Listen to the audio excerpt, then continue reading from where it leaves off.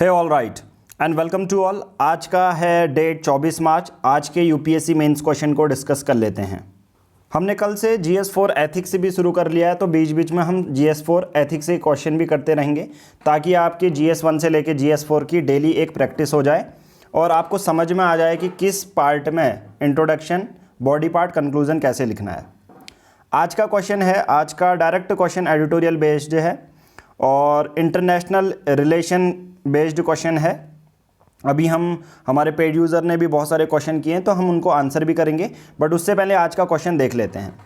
आज का question to the point है, ज़्यादा इसमें घुमा फिरा के पूछा नहीं गया है।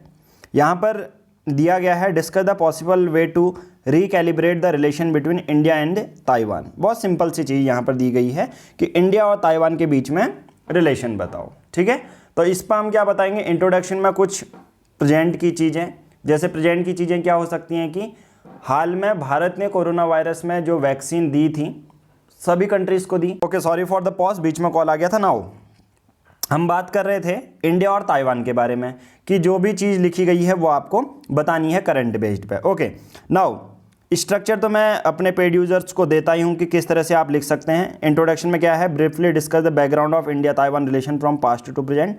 आप या तो प्रेजेंट की चीज़ें लिख सकते हो या पास्ट से ही कैसे रिलेशन रहे हैं अभी तक वो लिख सकते हैं। ठीक है, बॉडी पार्ट में क्या है, डिप्लोमेटिक रिलेशन है, कौन कौन से चैलेंजेस हैं, ये सब चीज़ें लिखेंगे, फिर कंक्लूजन हम लिख देंगे। ठीक है, बहुत सारे ऐसे क्वेश्चन आए हैं। अब हमारे एक यूज़र ने यहाँ पर पूछा है कि that do we need to cover the relationship of India with all the countries from for international relation. नहीं, देखिए सभी कंट्रीज़ के साथ नहीं। सबसे पहला देखो, इंडिया और उसकी नेबरिंग कंट्रीज़ के साथ तो करना ही करना है। ठीक है, जैसे Bangladesh, China, Myanmar, Sri Lanka, neighbouring countries आएंगी ही आएंगी। ठीक है, अब ऐसा नहीं कि यार 195 कंट्रीज़ हैं तो आप सबके साथ करो, नहीं। Bangladesh, China, Myanmar, Sri Lanka. ठीक है, अब नेबरिंग कंट्रीज़ हो गई। दूसरा क्या होगा, जो वेस्टर्न है, डेवलप्ड कंट्री हैं, जैसे US है जिनके साथ हमारे अच्छे रिलेशन है, रशिया है, जापान है, इसके साथ करोगे। ठीक है, मे बी चाइना के साथ डायरेक्ट रिलेशन वाला क्वेश्चन ना आए, बट मे बी ये हो सकता है कि चाइना से थ्रेट कौन कौन से हैं ऐसा आ जा सकता है। ठीक है, तो USA, फिर साउथ एशियन कंट्रीज़ हैं, मतलब ऑलमोस्ट आप कह सकते हैं 20 से 25 कंट्री के साथ साथ। अब आपको कि इतने सारे हम रिलेशन कैसे याद करेंगे, बहुत सिंपल है, एक साल के अंदर जो न्यूज़ में रहती हैं जनरली वो।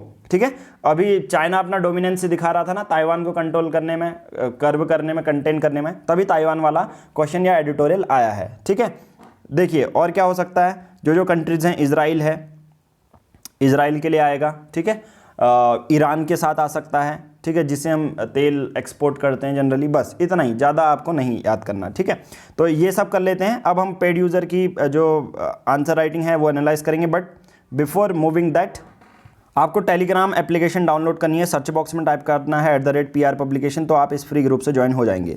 जिसने भी ये फ्री ग्रुप नहीं ज्वाइन किया और पेड यूज़र नहीं है तो आप इस फ्री ग्रुप को ज्वाइन कर लें। जो पेड यूज़र है वो भी ज्वाइन कर लें फ्री ग्रुप को, क्योंकि यहाँ पर सुपर 50 बैच की क्लास शेयर की गई है फ्री में। ठीक है, तो इसको नोट्स भी दिए गए हैं, ऑडियो नोट्स भी दिए गए हैं, वो आप डाउनलोड कर सकते हैं। उसके साथ साथ PR पब्लिकेशन के ईयरली प्लान को ज्वाइन कर लें।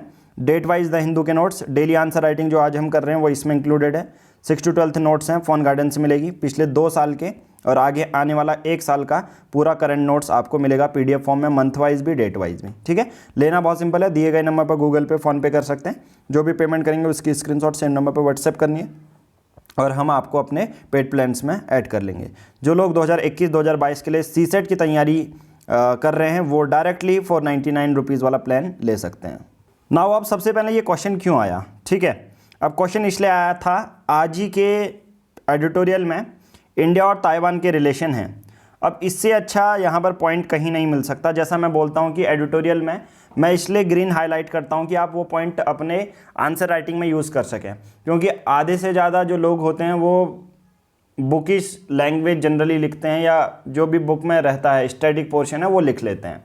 स्टैटिक पोर्शन इंट्रोडक्शन के लिए तो ठीक है, बट बॉडी पार्ट के लिए आपको जो एडिटोरियल में चीज़ें आती हैं उनको तभी बोलते हैं कि एडिटोरियल के नोट्स बनाने चाहिए, बट नोट्स डेली के बेसिस पे नहीं बनते, नोट्स आपके आंसर राइटिंग में। अब जब हम डेली के बेसिस पे एक एक आंसर राइटिंग कर रहे हैं तो आपको सभी आंसर राइटिंग करने की ज़रूरत नहीं होती है। बहुत सारे बच्चे समझते हैं 7 एडिटोरियल आए थे तो 7 के 7 नोट्स बनाओ, नहीं, ठीक है। वो मंथली मैगजीन में हम पब्लिश तो कर देते हैं, बट जो हम आंसर राइटिंग देते हैं वो हर चीज़ को कवर करता है, ठीक है। अब देखिए यहाँ पर बहुत सारी चीज़ें हैं कि किस किस में हम जो है ताइवान के साथ आगे कोलाब्रेशन कर सकते हैं, ठीक है। टूरिज्म बढ़ाना हो, ठीक है, कल्चर बढ़ाना हो, पीपल टू पीपल कनेक्ट हो, और हमारी 200 से ज़्यादा ताइवान की कंपनी भारत में काम करती हैं, इन सब का आपका यूज़ करना था, ठीक है। अब मैं ये पूरा डिटेल में नहीं बताऊंगा क्योंकि ऑलरेडी आज की आंसर राइटिंग में एनालिसिस कर चुके हैं। अब थोड़ा सा यूज़र्स की कॉपी देख लेते हैं, उनकी गलतियां बताते हैं, कैसे वो सुधार कर सकते हैं वो बताते हैं। नाउ स्टार्ट करते हैं। सबसे पहला ये वाली आंसर राइटिंग देखने को मिलती है। ट्राई ये करना कि क्लियर भेजें आप लोग, ठीक है। मैं सभी से ये कहता हूँ कैम स्कैनर से भेजेंगे तो और अच्छा रहेगा। आपने लिखा है इंडिया एंड ताइवान, ये आंसर लिखने की ज़रूरत नहीं थी, डायरेक्ट आप लिख सके, मतलब ऐसे लिखो कि जो रियल में लिखते हो, ताकि वहाँ की आदत यहाँ पर अभी से बन पाए आपकी। India and Taiwan are the celebrating 25 year of their partnership, mutual effort दोनों ही लगा रहे हैं, ठीक है। और थोड़ा सा और ज़्यादा बैकग्राउंड हिस्ट्री इसमें दे देते तो और अच्छा इंट्रोडक्शन इसमें बन सकता है, ठीक है। कोविड-19 वाला दोनों का विज़न आप लिख देते तो और अच्छा रहता। दूसरा, creating political framework is a, ठीक है, आपने मैं कहूँगा बहुत अच्छा लिखा है कि आपने जो पूरे एडिटोरियल को एक आंसर राइटिंग में किस तरह से संजोते हैं उस बेसिस पर आपने लिखा है, ठीक है। पूरे एडिटोरियल का ही आपने यूज़ किया है, बट ट्राई ये करें कि पूरे एडिटोरियल, देखिए जो एडिटोरियल से हमें पॉइंट एक्सट्रैक्ट करने हैं, ठीक है। हालांकि मैं कहूँगा ये एक आपका अच्छा एफर्ट है क्योंकि आपने पूरे ही एडिटोरियल को एक आंसर राइटिंग के फॉर्म में संजो दिया, और यही आंसर राइटिंग की स्किल कहलाती है कि आप किसी एडिटोरियल को आंसर राइटिंग के बेसिस पर कैसे लिख सकते हैं, ठीक है। Discuss the possible way to recalibrate the relationship between India and Taiwan, Bharat और ताइवान के बीच संबंधों को फिर से व्यवस्थित करने के संभावित तरीकों पर चर्चा करें। बिल्कुल, पूरा एडिटोरियल उसी पर पब्लिश था, तो मैंने जितने भी पॉइंट लाइन वाइज बताए 8-9 उसी को मेंशन करना है, ठीक है। फिर कुछ चैलेंजेस भी, चाइना वगैरह ऐसे चैलेंजेस हम लिख देंगे, ठीक है। मैं कहूँगा आपने अच्छा एफर्ट किया है, आपने पूरा ये बता दिया है कि हाँ पहले पॉलिटिकल फ्रेमवर्क चाहिए होगा जो नीड है। Slowed faith in freedom, human right. India and Taiwan already collaborate in the area of traditional medicine, right? और स्टेबल बर्निंग वाला भी आप लिखेंगे, राइट। ऑर्गेनिक फार्मिंग आपने लिखा, स्टेबल बर्निंग भी लिख सकते हैं, ठीक है, जिसमें कोलैबोरेट कर सकते हैं दोनों ही। चैलेंजेस क्या होंगे, थोड़ा सा और इसमें जो है चीज़ें लिखना है, ठीक है, कि जैसे एग्रीकल्चर है, स्टेबल बर्निंग है, टूरिज़्म को बढ़ावा देना है, थोड़ा सा टूरिज़्म को थोड़ा सा देखो। क्वेश्चन अगर आप देखोगे ना, केशव गुप्ता जी आपने लिखा है, यहाँ पर क्वेश्चन ये था कि किस तरह से और अच्छे व्यवस्थित बना सकते हैं, तो जितने पॉइंट हो सके ना उतने आप डाल दें तो और अच्छा रहता। ओके, बाकी आपका जो आंसर लिखने का तरीका है बहुत अच्छा है, इस तरह से ही आपको लिखना है। India and Taiwan need to deepen people to people connect, ठीक है। देखिए ये चैलेंजेस जनरली ये नहीं है, चैलेंजेस ये है कि ये तो एक सॉल्यूशन है ना, कि ये है। अभी यहाँ पर ये लिख सकते हो कि चैलेंजेस में टूरिज़्म बहुत कम है, जो कि आपने लिखा भी है, ठीक है। Very small number of tourism, ये चैलेंजेस हैं कि कम है, और टूरिज़्म को बढ़ावा देने की बात आती है। दूसरा, आपको चैलेंजेस में ये भी लिखना है कि बहुत ज़्यादा जो ताइवान के डिसीजन होते हैं वो चाइना इन्फ्लुएंस कर देता है, ये भी एक वन ऑफ द चैलेंज है जिसमें कि इंडिया और ताइवान के बीच में अच्छे रिलेशन नहीं है। दूसरा, अगर मैं कहूँगा ना कि आपने यहाँ पर लिखा है, तो मैं ये ट्राई करूँगा कि आप इकोनॉमिक वे में भी जाएं, इकोनॉमिक एंगल में भी जाएं। देखो आपने पॉलिटिकल एंगल डाल दिया कि हाँ ठीक है पॉलिटिकल फ्रेमवर्क चाहिए, ठीक है।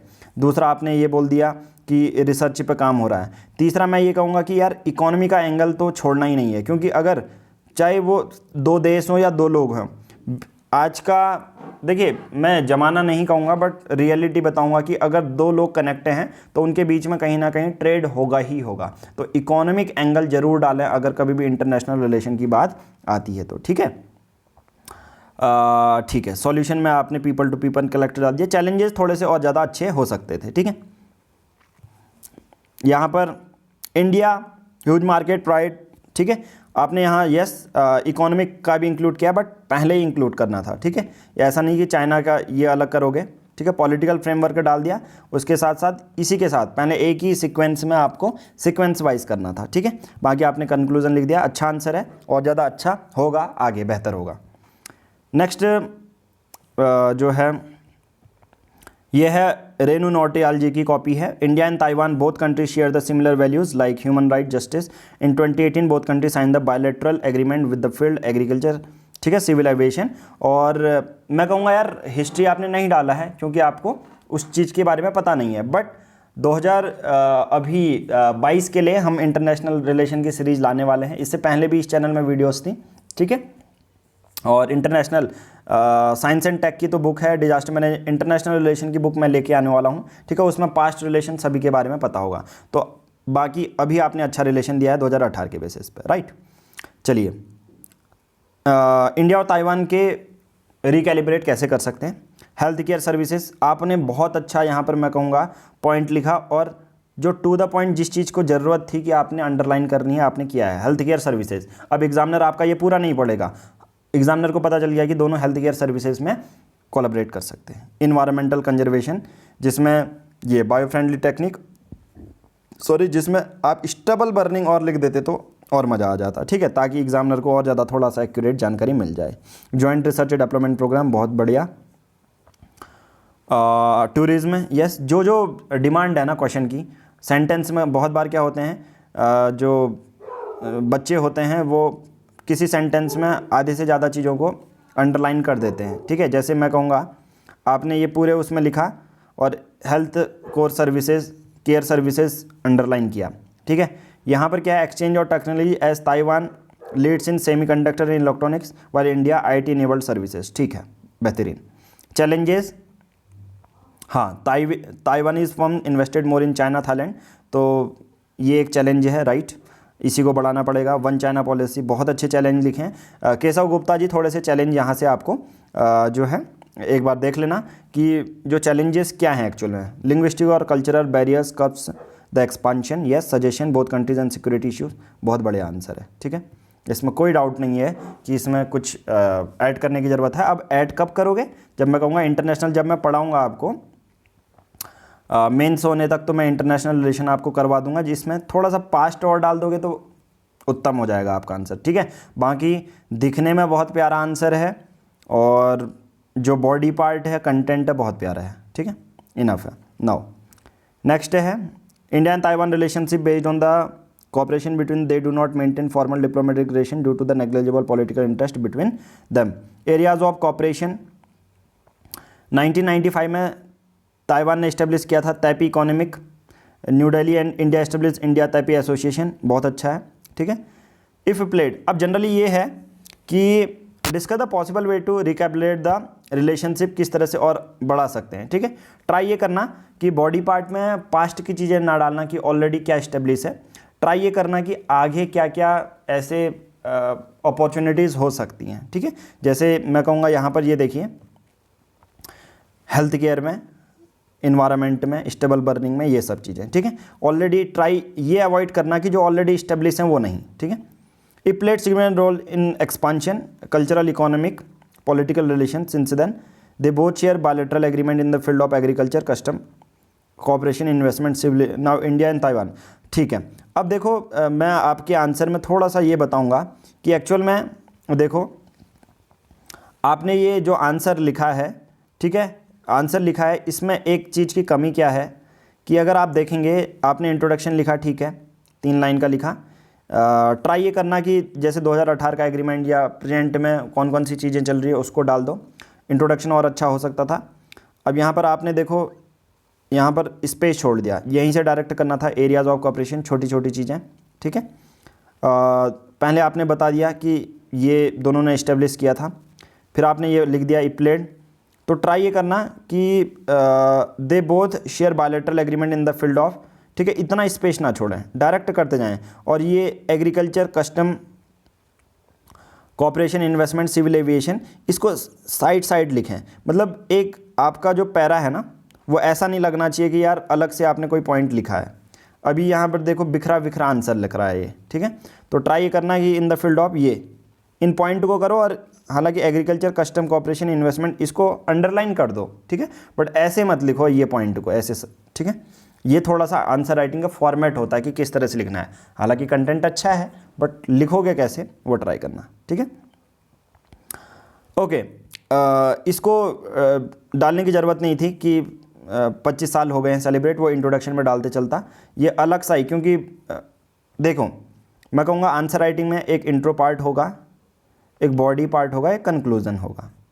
आपका ये तीनों अलग से दिखने चाहिए, ऐसा नहीं कि पैरा नहीं आना चाहिए। ये देखो, ये अलग पैरा लग रहा है, ये अलग पैरा लग रहा है, ये अलग पैरा लग रहा है, फिर ठीक है। मैं कहूँगा ये आंसर कल आपने अच्छा लिखा था, ये देखो, जैसे मैं कहूँगा इसमें इंट्रो पार्ट देखो ये है, फिर स्पेस दिया है इन्होंने, फिर ये देखो, फिर लाइन वाइज लिखा है इन्होंने, कोई पैरा आपको नहीं दिख रहा होगा, ठीक है। ये देखो, ये देखो, ठीक है। फिर अच्छे से इन्होंने कोई मतलब ज़्यादा वो नहीं लिखा है, चैलेंजेस लिख दिए, फिर सजेशन लिख दिए, मतलब एक अलग से वो नहीं लग रहा, ठीक है। खुला खुला मत लिखना, ट्राई करना कि लाइन वाइज लिख दें और इतने पैरा मत बनाएं, ठीक है, ये याद रखना। और यहाँ पर अभी ज़रूरत नहीं थी इंडिया और ताइवान को अंडरलाइन करने की। फिर सेलिब्रेटिंग 25, मतलब ये स्टेटमेंट में आपने हर एक चीज़ को अंडरलाइन किया है। ट्राई करना, कोई स्टेटमेंट आता है तो उसको सिर्फ 2 लाइन इंडिया और ताइवान ये लिख दो बस, ठीक है, इसको अंडरलाइन करो, ठीक है। कहने का मतलब इसमें ज़रूरी नहीं है, ये तो लिखना ही नहीं चाहिए था अभी, बट पूरी सेंटेंस को अगर अंडरलाइन कर रहे हो तो फिर वो मतलब नहीं बना, अंडरलाइन का सोल पर्पज ही ख़त्म हो जाएगा, ठीक है। बाकी आपका जो पॉसिबल वेज आपने पॉइंट अच्छे लिखे हैं, इन द फील्ड ऑफ टूरिज्म बढ़ा सकते हैं, फील्ड ऑफ कल्चर बढ़ा सकते हैं, इन द फील्ड ऑफ इन्वायरमेंट बढ़ा सकते हैं, ठीक है, इन the field of health care. हाँ, और एक और मैं ये कहूँगा कि आप इस पॉइंट को ना इंट्रोडक्शन में भी स्टार्ट कर सकते हो कि क्या हुआ, या 2018 का एग्रीमेंट कर सकते हो, ठीक है। एरियाज़ ऑफ कॉपरेशन आपने यहाँ पर चीज़ें लिखी हैं। देखो, अब मैं ये कहूँगा कि कहीं ना कहीं आपका थोड़ा सा डुप्लीकेशन ऑफ एफर्ट होगा, ठीक है। ऐसे कैसे कि आपने ये लिखा है कि बायोलैटरल एग्रीमेंट है, agriculture, custom cooperation, investment, civil aviation, economic, political relation. अब इनडायरेक्टली कहीं ना कहीं आपने पॉसिबल वेज में आपने ये इंक्लूड किया है। मैं कहूँगा कि आप ये ना लिख के एरियाज ऑफ कॉपरेशन छोड़ के अगर पॉसिबल वेज से ही डायरेक्ट आंसर स्टार्ट करते तो और प्यारा लगता आंसर, ठीक है। आपने ये अच्छा लिखा है, देखो कल्चर लिखा है ना, और यही चीज़ें देखो यहाँ पर लिखी हैं, कस्टम कॉपरेशन, एग्रीकल्चर, ठीक है। ये रिपीटेड, तो यूपीएससी हमेशा यही कहता है कि यार रिपीटेशन आपको नहीं करनी। बाकी आपका अच्छा आंसर है, ट्राई ये करना, जो चीज़ें मैंने अवॉइड करने को बोली हैं वो अवॉइड करें, ठीक है। नेक्स्ट है 250 शब्दों में है, 250 शब्दों में थोड़ा सा इंट्रोडक्शन और बड़ा कर लेना, इसमें 2018 का एग्रीमेंट डाल देना, ठीक है। पॉलिटिकल और diplomatic, economic cooperation, yes, bilateral trade है, नेगेटिव फ्री ट्रेड है, blue economy, cooperation in agriculture, sustainable farming practices, और access to advice, advance technology. और थोड़ा सा एडिटोरियल के पॉइंट भी यूज़ करें आपसे, ये सजेशन होगा आपके लिए, ठीक है। और अगर आप बॉडी पार्ट यूज़ कर रहे हो तो इतना गैप मत डालो फिर, ठीक है। ये इंट्रोडक्शन और बॉडी पार्ट के बीच में ही गैप होना चाहिए, okay. Challenges, one China policy, yes, और थोड़ा सा ये इतने जो स्पेस दिए ना वो नहीं डालने हैं, थोड़ा सा कम करो स्पेस और डेस्क करके करो काम, ओके। बाकी अच्छा है, थोड़ा सा आंसर राइटिंग लिखने का फॉर्मेट थोड़ा सा सुधारना पड़ेगा आपको, ठीक है, ओके। उसके बाद ये लास्ट कॉपी जांच लेते हैं। आपने लिखा है, ये हैं ज्योति मेहता जी की, ताइवान उत्तरी प्रशांत महासागर में, चीन के पूर्व में दक्षिण चीन सागर। बहुत बढ़िया, आपने जोग्राफिकल एंगल डाल दिया इंट्रोडक्शन में, एग्जामिनर को बता दिया, ताइवान के बारे में बता रहे हैं, अपने अधिकार क्षेत्र में मानता है, राइट, ठीक है। और 2018 में इंडिया और चाइना, ये वैसे इनफ है, मोर देन इनफ है, ठीक है। जोग्राफिकल लोकेशन आपने बता दी। भारत ताइवान संबंधों की पृष्ठभूमि, भारत संयुक्त राष्ट्र के 179 देशों में शामिल वह देश है जिसे ताइवान के साथ कोई औपचारिक संबंध स्थापित नहीं किए, परंतु देश के, ठीक है। आपने ये देखिए, मैं यहाँ पर ये बोलना चाहूँगा क्वेश्चन में, ठीक है। देखिए क्वेश्चन अगर आपसे ये पूछ रहा है कि भारत और ताइवान के बीच संबंधों को फिर से व्यवस्थित करने के संभावित तरीकों पर चर्चा करें, ठीक है। अब थोड़ा सा आपने दिमाग लगाया, आपने ये सोचा कि ठीक है, यहाँ पर एक्चुअल में अगर सिर्फ ताइवान के बारे में पूछा होता, देखो अगर आप खुद क्वेश्चन पढ़ के समझ सकते हैं कि क्वेश्चन वाला आपसे क्या डिमांड कर रहा है। क्वेश्चन वाला आपसे ये पूछना चाह रहा है कि भारत और ताइवान के बीच, देखो क्वेश्चन ने मतलब डायरेक्टली घुमा फिरा के कुछ पूछा ही नहीं है। क्वेश्चन ने ये बोला है कि भारत और ताइवान के संबंधों को किस तरह से बढ़ा सकते हैं, तो बॉडी पार्ट जो हमेशा रहेगा वो इसी चीज़ पर फोकस करेगा। आपको ताइवान के बारे में या भारत और ताइवान के जो पहले से कि भारत मानता है या नहीं, ठीक है, वो इंट्रोडक्शन में आप लिख सकते हो, बट इतना ज़्यादा आपको यहाँ पर लिखना नहीं है। भारत ताइवान के बीच 2002 में द्विपक्षीय निवेश समझौता किया गया, 2005 में लागू हुआ। आप इन्हीं एक दो पॉइंट से आप यहाँ पर लिख सकते हो, ठीक है। ज़्यादा इस चीज़ पर फोकस नहीं करना कि क्या है, हम रिकैलिब्रेट कैसे कर सकते हैं, व्यवस्थित कैसे कर सकते हैं, वो पास्ट के इस्टेब्लिश, जो पास्ट की चीज़ें हैं, 1-2 लाइन इसमें लिखना है, ठीक है। ज़्यादा इस पर फोकस नहीं करोगे तो चलेगा, ठीक है। ओके, भारत ताइवान संबंधों के समक्ष चुनौतियाँ, ठीक है। हाँ, चुनौतियाँ आप लिख सकते हो। ओके, ताइवान का महत्व भारतीय संदर्भ, आगे की राह, ठीक है। अब सबसे पहले यहाँ पर देखिए कि किस तरह से कर सकते हैं। आपने यहाँ पर सिर्फ वो चीज़ें लिखी गई हैं जो ऑलरेडी हो चुकी हैं। तो यहाँ पर क्या है कि संबंधों को फिर से व्यवस्थित करने के संभावित तरीकों किस तरह से और ज़्यादा बढ़ाया जा सकता है, ठीक है। ट्राई ये करें कि यहाँ पर जो क्वेश्चन थे, जैसे स्टेबल बर्निंग का, ट्रेडिशनल मेडिसिन है, टूरिज्म को बढ़ावा देना है, इकोनॉमिक ट्रेड हम कर सकते हैं, ठीक है। वर्ष 2011 में गुजरात के भरूच में $178 मिलियन के निवेश तथा सीमा शुल्क सहयोग समझौता व दोहरे कराधान के बचाव समझौता किया गया, ठीक है। ठीक है, ये आपने पास्ट की चीज़ें बताई हैं, बट यहाँ पर क्वेश्चन आपसे अलग पूछ रहा है कि आगे क्या चीज़ें हो सकती हैं। तो आज का एडिटोरियल अगर आप देखेंगे तो उस पर पूरा मेंशन मैंने बता दिया है कि किस किस चीज़ों में व्यवस्थित करना है। आप आंसर पढ़ के तो ये वाले बॉडी पार्ट के बदले आपको वो पॉइंट डालने थे कि हाँ, कृषि में कर सकते हैं, भारत को स्टेबल बर्निंग में बहुत ज़्यादा प्रॉब्लम है, तो वायु प्रदूषण को कंट्रोल करने के लिए हम ताइवान का यूज़ कर सकते हैं। तो दोनों के रिलेशन ही तो हमने बताने हैं, है ना। और टूरिज़्म वाला लिख सकते हो, ठीक है, कि भारत में अभी जो ताइवान की टूरिज़्म की संख्या, जो टूरिस्ट की संख्या बहुत कम है, तो हमें टूरिस्ट को प्रमोट करना चाहिए। इससे हम व्यवस्थित कर सकते हैं आगे के रिलेशन, ठीक है। बाकी आपने चुनौतियाँ ठीक लिखी हैं, पर बॉडी पार्ट में इसमें पास्ट की चीज़ें नहीं लिखनी थी, आगे कैसे व्यवस्थित कर सकते हैं वो आपने लिखना था, ठीक है। ओके, महत्व आपने बता दिया है, बाकी आगे की राह आपने बता दी है कि जनरल ट्रेड एग्रीमेंट है, ईज़ ऑफ डूइंग बिजनेस को बड़ा कर सकते हैं, ठीक है, बाकी आपने सही लिखा है। ओके, उसके बाद ये वाला भी आंसर चेक कर लेते हैं। India and Taiwan are celebrating 25 years of, और 2018 वाला भी लिख देना। चैलेंजेस क्या है? Lack of political will, India is stick to the decade in one China policy, India is a victim to China expansion attitude, India Taiwan relations are the cluster of mixed opportunity, ठीक है।